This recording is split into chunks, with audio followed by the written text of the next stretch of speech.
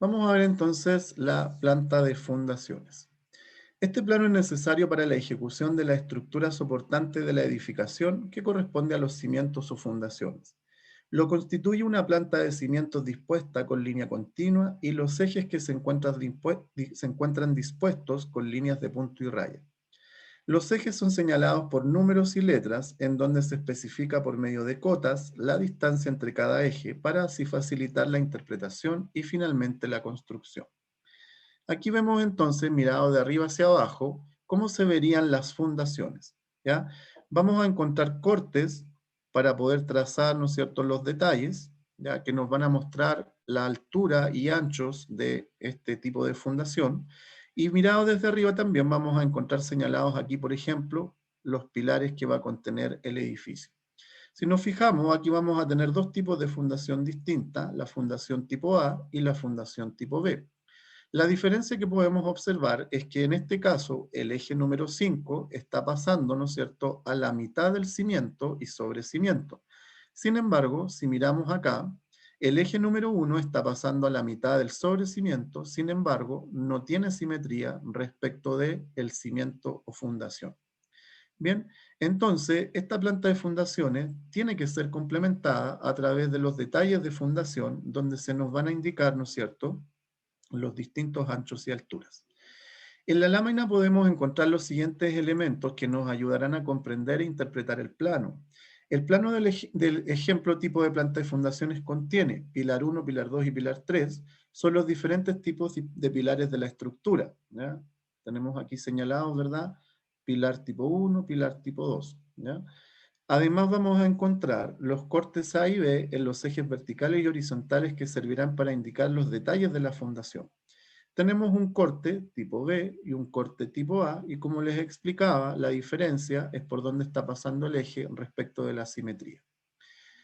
Los ejes A y G y los ejes del 1 al 5, y también se nos van a indicar las dimensiones a través de las cotas. Entonces tenemos los distintos ejes, ¿no es cierto?, y en el otro sentido. Trazando estos ejes en el terreno, es posible, ¿no es cierto?, hacer las excavaciones y luego hacer la fundación del edificio. Aquí tenemos, ¿no es cierto?, un detalle de cómo pasa el eje. El eje debería pasar, ¿no es cierto?, a la mitad del sobrecimiento y del cimiento. Aquí lo que tenemos es una zapata. Un plano vertical imaginario divide el cimiento en dos partes y, ¿no es cierto?, se traza con una raya de raya punto, ¿ya? Y en vista de planta se observan todos los elementos: zapata, cimiento, sobrecimiento, muro y eje, ¿ya? Si solamente tenemos un cimiento, vamos a observar solamente eso en la planta de fundación. Tenemos que tener entonces un detalle de fundaciones. El detalle de fundación especifica los materiales a utilizar junto con las dimensiones más concretas de muros, cimientos, sobrecimientos, emplantillados y radieres. Aquí tenemos entonces indicado el emplantillado. Tenemos un cimiento con hormigón, grado H20 o G20, con un 20% de bolón desplazador. Tenemos alrededor material estabilizado. Tenemos luego un sobrecimiento que tiene 4 fierros de 10 milímetros con estribos de fierro de 6 separados a 20 centímetros. Y, ¿no es cierto?, vamos a tener especificado acá también el radier y deberían estar indicados el espesor del radier y de las distintas capas bajo radier. Tenemos aquí las dimensiones: 40 centímetros de cimiento, tenemos 5 centímetros de emplantillado, 80 centímetros de cimiento, fundación, 30 centímetros, ¿verdad?, de este sobrecimiento o cadena, como le llaman acá. También, cuando estamos hablando de estructuras de más de un piso, puede ser una casa, y sobre todo cuando hablamos de edificios, nos vamos a encontrar con una planta de losas, cadenas y pilares. Estos planos muestran en planta las enfierraduras, cadenas y uniones de la estructura o edificación, además de detalles de vigas y pilares. Dentro del plano se debe especificar los diámetros de enfierraduras longitudinales y transversales de muros, losas u elementos importantes y que van anclados a estos, además de señalar los amarres correspondientes en cada pilar o viga, como también el material a utilizar. Aquí tenemos entonces la planta de una losa, ¿verdad? que va a tener fierro en ambos sentidos, y vamos a encontrar acá pilares, por ejemplo, como ese pilar que se nos indica aquí. Aquí tenemos otro pilar, ¿ya? Vamos a tener aquí una viga o cadena, en este caso, de 25 por 20, y en este caso se nos indica un muro. ¿Bien? Por lo general, hay un plano por cada piso que corresponde a los elementos horizontales, vigas, losas, cadenas, ubicados en el cielo de este piso. Los pilares aparecen allí en secciones con indicación de las barras principales. ¿Ya? Entonces, si el edificio tiene 6 pisos, tenemos que tener 6 plantas como estas para que podamos ver cómo está configurada, ¿no es cierto?, la estructura, cómo van los muros, ¿ya? Cómo van las vigas. En este caso aquí tenemos una viga, en este caso tenemos una cadena, ¿bien? Acá podemos observar los pilares. Ahora, ¿cuál es la diferencia que vamos a ver entre, bueno, sabemos lo que es un muro, ¿verdad? ¿No es cierto? De eso no hay mucho más que decir. Aquí tenemos el muro, tiene los fierros horizontales, ¿no es cierto?, que son de 10 milímetros a 20 centímetros de separación, y los fierros verticales de 8 a 25. Aquí tenemos la especificación de una viga, ¿verdad?, de 25 por 45, con fierro de 4, ¿no es cierto?, con 4 fierros separados, de 4 fierros, perdón, de diámetro de 20 y 2 fierros de diámetro de 12. Tendríamos que ver el detalle en corte para verlo específicamente. Y acá se nos señala una cadena. La diferencia entre una viga y una cadena es que la viga tiene 2 puntos de apoyo y tiene una luz, que no hay nada abajo, pero en la cadena lo que tenemos, ¿no es cierto?, es que seguramente bajo esta cadena va a ir un muro de albañilería o tabiquería. Las vigas se anotan con la letra B, las losas con la letra L y los pilares con la letra P. Se muestran empleando cifras cuya centena corresponde al nivel del edificio. Por ejemplo, el primer piso, los números van desde el 100 al 199, por ejemplo, y en el segundo piso van del 200 al 299, por ejemplo, y así para los subterráneos se usan números negativos.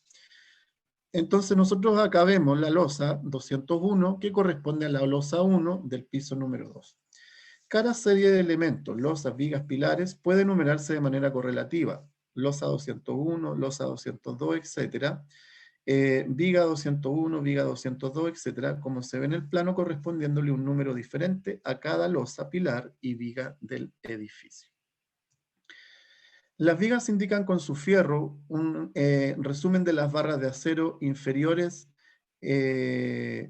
y sus distintos diámetros. Tenemos que señalar los F1 y los F', es decir, tenemos que señalar los fierros que van en este sentido, los que van en el otro sentido y los estribos si es que hubiese.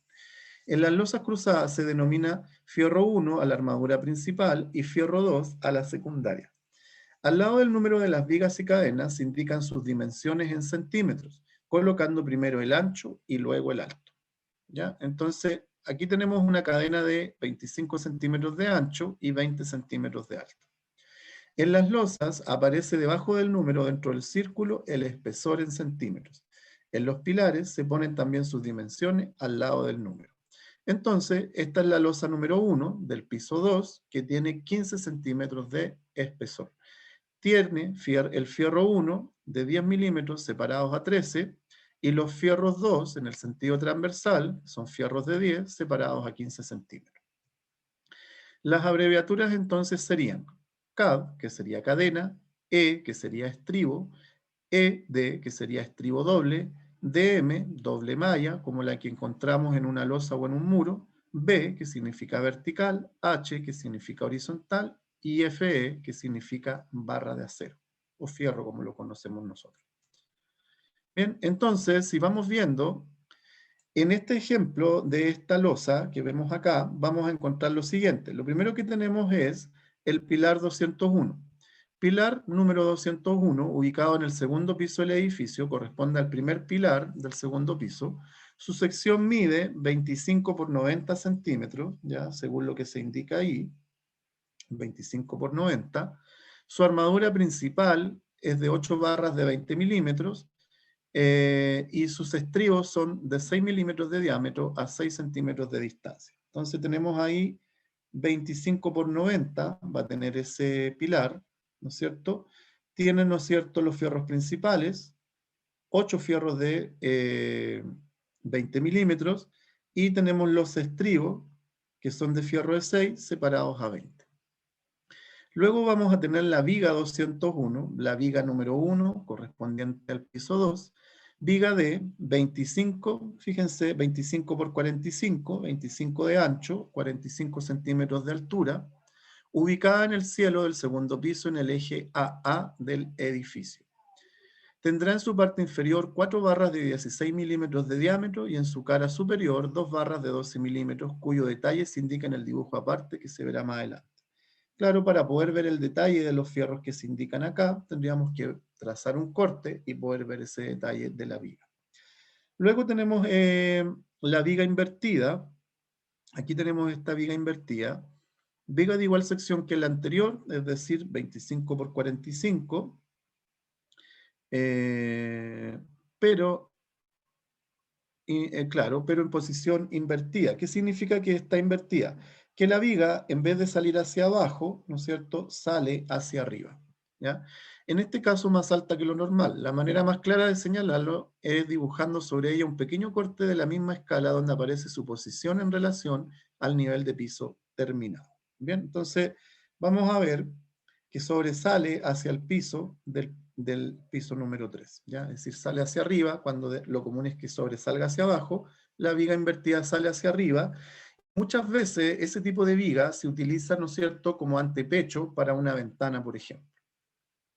Luego tenemos por acá el muro. Es un muro de hormigón armado de 35 centímetros, ¿ya? Ahí tenemos, ¿no es cierto?, muro de hormigón armado. 35 centímetros de espesor y 4,5 metros de largo. Lleva doble malla de acero, de manera que sus barras verticales son de 8 milímetros de diámetro, colocadas a 25 centímetros de distancia, y su barra horizontal es de 10 milímetros a 20 centímetros de distancia. Las segundas van cerca del moldaje y las primeras hacia el interior, ¿ya? Según lo que podemos ver ahí. De todas maneras, para poder tener más detalles, tendríamos que ver en la elevación estructural cómo va, ¿no es cierto?, la configuración de los fierros en ese muro de hormigón. Luego tenemos la losa número 1 del segundo piso con 15 centímetros de espesor, losa cruzada de 15 centímetros de espesor con su enfierradura principal, colocada más cerca del moldaje, formada por barras de 10 milímetros de diámetro a 13 centímetros de separación, que eso es lo que vemos ahí.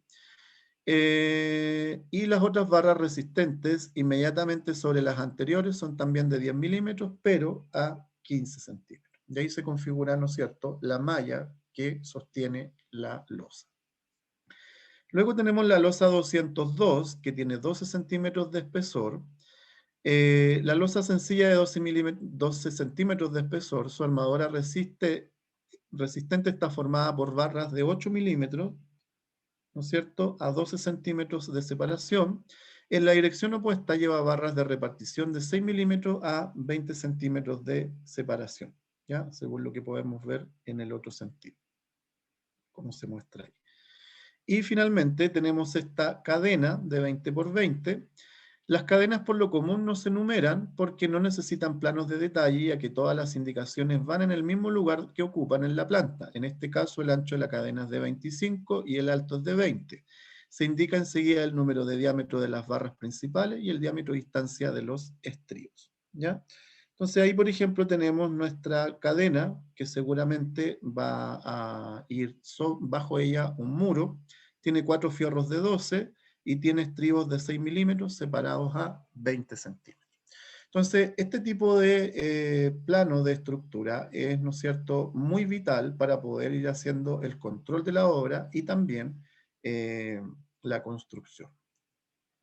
Bueno, además de esto vamos a encontrar la planta de techumbre, ¿no es cierto?, o estructura de techo.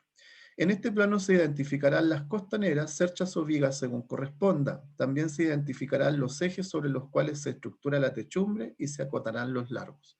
Existe una diferencia entre la planta de techo y la planta de cubiertas. La planta de cubiertas es cuando yo miro de arriba abajo y veo la cubierta de mi casa o edificio, es decir, veo las planchas o su revestimiento. En una plancha de estructura yo saco el revestimiento y veo, ¿no es cierto?, los elementos estructurales como cerchas o vigas a la vista, en este sentido, y en el otro sentido voy a ver las costaneras, ¿no es cierto?, donde se va a sujetar el revestimiento. En este caso se fijan que tenemos 1, 2, 3, 4, 5, 6, 7, 8, 9, 10 cerchas, ¿no es cierto?, a cierta separación. Y en el otro sentido transversal vamos a encontrar las cerchas, perdón, las costaneras sobre la cual van a ir luego el revestimiento. Acompañando a esta planta de techumbre se debe incorporar los detalles de cercha para saber, ¿no es cierto?, qué dimensiones tiene la cercha, qué largo, qué alto, cómo van a ir las costaneras encima y cómo se va a configurar la cercha para que los maestros luego las puedan hacer en terreno. También vamos a tener elevaciones de muros estructurales, pueden ser muros de tabiquería de madera, metalcom, albañilería, hormigón armado, etc. Además de la identificación de los ejes y la materialidad de los muros sobre cimientos y cadenas, se detallan además la disposición y tipo de enferradura a utilizar, definiendo los diámetros y distanciamiento. Entonces aquí podemos ver, ¿no es cierto?, este muro de albañilería que tiene una cadena de 30 por 15, ¿no es cierto? Es una albañilería confinada entre pilares, pero también tiene armaduras entre medio, tiene escalerillas, ¿ya? Una escalerilla de 10 milímetros de diámetro, y tiene tensores también de 10 milímetros. Está sobre una cadena de 35 por 20. Aquí podemos ver, ¿no es cierto?, algo similar, y en este caso, estas X que se marcan acá son vanos, ¿ya? Entonces aquí seguramente va el vano de una puerta, vano de ventana, vano de ventana. Este mismo tipo de plano podemos tener una configuración para elevaciones de tabiquería, donde vamos a ver la disposición de los pies derechos, cadenetas, soleras, etc. Y también sucedería lo mismo en planos de hormigón armado. Muchas veces vamos a encontrar en la planimetría de estructuras algunos detalles, como este encuentro de las diferentes piezas de una cercha. Esta es una cercha de metalcom con perfil, esa diagonal con perfil 60 CA. Vamos a tener, ¿no es cierto?, las fijaciones que son 4, te detallan el tipo, ¿no es cierto?, de fijación y cuál es el perfil del tirante que va por abajo, ¿ya? Estos detalles, perdón, siempre van en una escala mayor para poder tener la visibilidad que necesitamos para poder entender ese detalle. Los detalles constructivos buscan aclarar cualquier duda con respecto a las dimensiones, modo de montaje o uniones de sistemas estructurales o partes del proyecto. Los detalles se deben de identificar en el plano del cual se extrae y además se identificará con una escala de aumento mayor a la original. En este caso, en el caso de los detalles, sí nos sirven las escalas de aumento, tal vez, son elementos muy pequeñitos. Ahora, en arquitectura lo común es que un detalle pueda estar en escala 1 a 10, una cosa como esa, o en escala 1 a 20, ¿no es cierto?, que sigue siendo igual grande, pero que no es, ¿no es cierto?, el tamaño real del elemento. Y luego tenemos los planos de especialidades, donde vamos a encontrar básicamente 4, que son los más comunes: el agua potable, el alcantarillado, la electricidad y el gas. Agua potable. Identifica los largos en metros y espesores en milímetros de las tuberías por donde circula el agua. Además de su materialidad, también se identificarán el agua fría de la caliente y su método de calefacción en el caso del agua caliente. Entonces vamos a ver aquí, ¿no es cierto?, los distintos artefactos, como son los artefactos de cocina y en baño. Vamos a ver las cañerías que están señaladas aquí, por ejemplo, en color amarillo. Tenemos una cañería aquí de 22 milímetros, creo que dice, ¿no es cierto?, con su largo. Y lo que vamos a ver es el trazado de cómo las cañerías van a ir ingresando a cada uno de los artefactos para poder dotarlos de agua caliente y agua fría. Además, es común que en el plano de agua potable podamos tener, ¿no es cierto?, cómo las cañerías salen hacia el terreno de la propiedad, cómo pasan por el medidor y cómo se hace la conexión a la matriz de agua potable existente. tenemos que tener también un detalle del medidor y un detalle del nicho del medidor según las indicaciones que nos da el RIA. Además, como leía adelante, en el plano de agua potable también vamos a encontrar si el agua caliente, si es que existe, se va a calentar a través de un califón o a través de un termo, por ejemplo. Luego tenemos la planimetría de alcantarillado. Aquí tenemos la cámara, la última cámara aguas abajo, que tiene que estar a 1 metro de la línea oficial de cierre. Vamos viendo, ¿no es cierto?, las distintas también disposiciones de las cañerías o ductos que van evacuando. Fíjense que estas flechitas verdes nos van marcando la dirección en la que van evacuando las aguas servidas, y vamos a encontrar aquí, ¿no es cierto?, por ejemplo, PVC de 75 milímetros con un largo de 9,5, acá tenemos una ventilación, por acá tenemos otra ventilación, tenemos una tubería de PVC de 75, 4,7 metros creo que dice, nos va mostrando, ¿no es cierto?, cómo se va dando la salida de las aguas servidas y cómo se conectan a nuestro colector de alcantarillado. Luego tenemos los planos eléctricos. Este plano solo contiene la información del espacio, nombre de recintos y mobiliario fijo, para identificar dónde le dispondrán los interruptores e iluminación. Estos se llaman centros. Vamos a tener centros de fuerza, que son estos que están aquí en verde, que son los enchufes, y centros de iluminación, que son este circulito con una X, ¿no es cierto?, que son las ampolletas. Bien, entonces cada uno de los recintos tiene sus centros de fuerza. Aquí tenemos el tablero, ¿verdad? Y por fuera vamos a tener el medidor. También debe acompañar un plano, un cuadro de carga, ¿no es cierto?, a este plano, que justifique, ¿no es cierto?, que los dispositivos de emergencia como automáticos, etcétera, son capaces de resistir, ¿no es cierto?, la carga que hay ahí. Y finalmente tenemos la planimetría de gas. Este plano contiene los trazados de las cañerías, así como un isométrico de la instalación. Vamos a ver, ¿no es cierto?, está chiquitito acá, pero cómo, ¿no es cierto?, el gas entra, ¿no es cierto?, en los distintos recintos. Se acompaña además con un isométrico para ver cómo las cañerías van dotando de gas. Existe una diferencia importante entre las cañerías de agua potable de cobre, ¿ya?, que se soldan con estaño. En el caso de las cañerías de cobre para gas, son otro tipo de cañerías, no las mismas de agua, porque son presiones distintas, y las cañerías de cobre para gas se soldan con plata, ¿ya?, que es un metal mucho más duro, digamos. Y también vamos a tener un cuadro de pérdida de carga, ¿no es cierto?, para asegurarnos que todos los artefactos que necesitan gas tengan la presión suficiente. Muy bien, pues les agradezco su atención y los invito a revisar el video que viene a continuación, donde van a encontrar más información respecto de la planimetría de un proyecto vial. Muchos saludos y mucho éxito para la clase de hoy.